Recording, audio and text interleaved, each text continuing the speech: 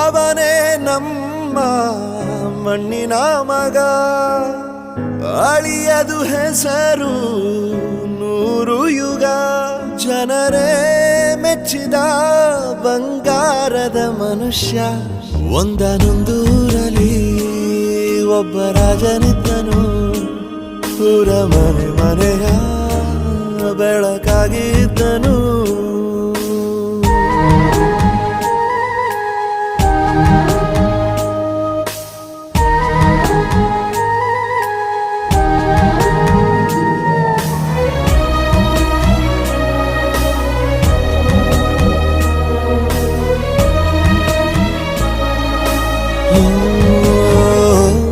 ಒಂದು ಮುತ್ತಿನ ಕಥೆ, ಮುತ್ತು ರಾಜನ ಕಥೆ.